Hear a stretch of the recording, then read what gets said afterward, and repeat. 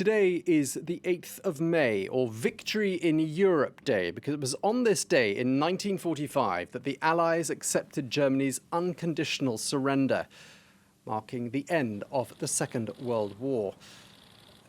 Commemorations are taking place across the continent today, but given the extraordinary context of the coronavirus lockdowns in many European nations, those commemorations are on a much smaller scale than many would have expected for such an important anniversary. With World War II veterans already at an advanced age, large marches and parades have been considered too risky. Here in Paris, ceremonies have been drastically scaled down. President Emmanuel Macron, as you can see there, is leading events. He was previously at the statue of General Charles de Gaulle, now making his way towards the Arc de Triomphe. That's where these scenes are just coming to us from. Let's cross now to France 24's James Andre at the Arc de Triomphe. James, just tell us what's happening today.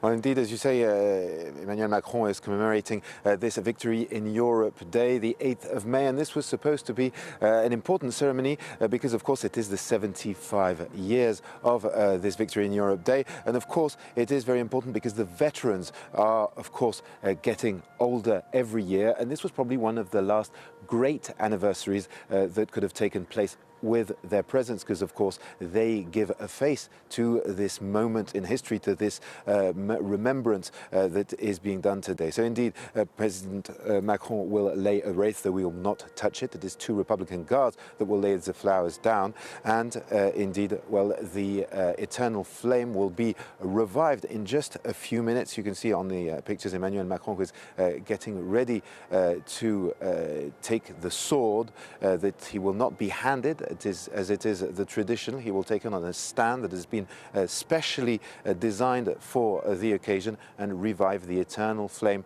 of the unknown soldier, which is under the Arc de Triomphe here.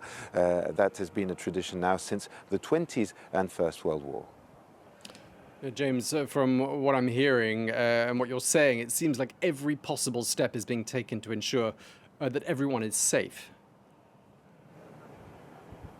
Well, absolutely. Normally, this should have been a very big ceremony indeed. And as you can see around me, there's practically no one. Usually there are crowds along the Champs-Élysées. There are around 3,000 to 4,000 guests on grandstands here around the Arc de Triomphe.